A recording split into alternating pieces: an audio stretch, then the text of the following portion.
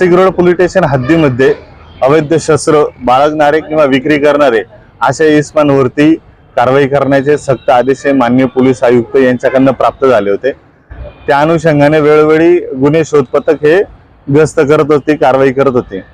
परंतु Nashik police station मध्ये गुन्हे शोध पथकातील काम करणारे पोलीस अंमलदार विशाल कुवर व पोलीस अंमलदार समाधान वाजे या दोघांना गोपनीय माहिती प्राप्त झाली की नाशिक पोलीस स्टेशन हद्दीमधील कदम कंपाऊंड वासवानी ब्रँडी हाऊसच्या पाठीमागे एक संशयित इसम हा काहीतरी वस्तू विक्री करण्यासाठी आल्याची बातमी प्राप्त झाली।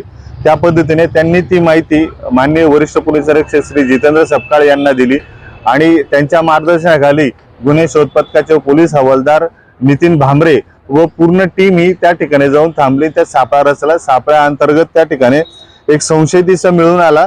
तर त्याचे नाव आहे आदिल जमील सय्यद, वय 39 वर्ष, राहणार गोसाईवाडी सुभाष रोड।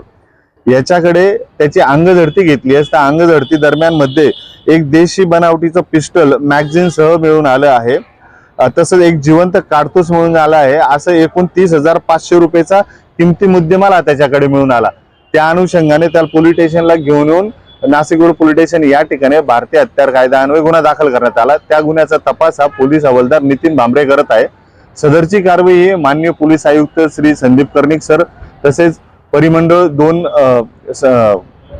2 श्री किशोर काळे सर, तसंच सहाय्यक पोलीस आयुक्त सचिन बारी सर, तसेच वरिष्ठ पोलीस निरीक्षक नाशिक पोलीस स्टेशन जितेंद्र सपकाळ, तसंच पोलीस निरीक्षक गुन्हे बडेसाहेब नायकवडे यांच्या मार्गदर्शनाखाली पूर्ण करण्यात आलेली आहे।